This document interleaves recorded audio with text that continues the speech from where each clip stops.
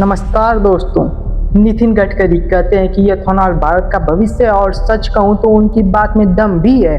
भारत हर साल लाखों करोड़ों रुपए का कच्चा तेल विदेशों से लाता है।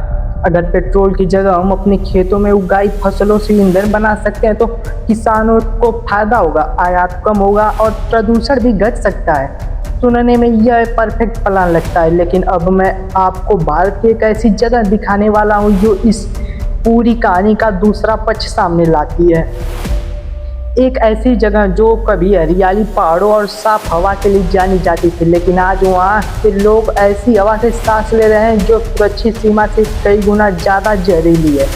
उस जगह का नाम है बर्नी एर्थ। और सबसे हैरान करने वाली बात, यहाँ मौजूद उद्योगों में एथेनॉल बनाने वाली फैक्ट्रियाँ भी शामिल है।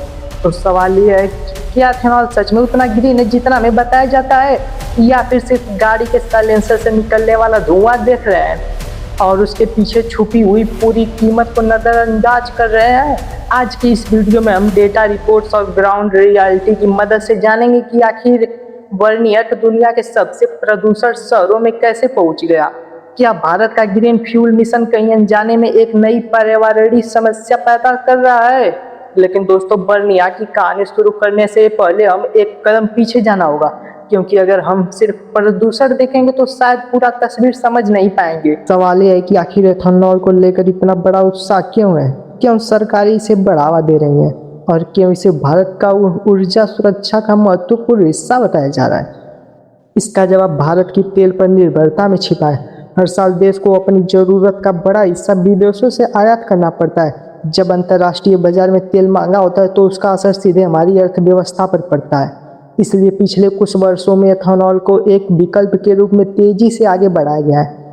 तर्क यह था कि अगर ईंधन का कुछ हिस्सा देश के अंदर उगाई गई फसलों से बनाया जाए तो किसानों को अतिरिक्त आय मिलेगी, विदेशी मुद्रा बचेगी और पेट्रोल पर निर्भरता कम होगी। सिद्धांत के स्तर पर यह विचार आकर्षक लगता है, लेकिन किसी भी नीति का असली परीक्षा उसके परिणामों से होती है। और यही कहानी थोड़ी जटिल हो जाती है, क्योंकि जब एथेनॉल उत्पादन तेजी से बढ़ता है तो उसके साथ कई ऐसे सवाल भी खड़े होते हैं जिन पर सार्वजनिक चर्चा बहुत कम होती है।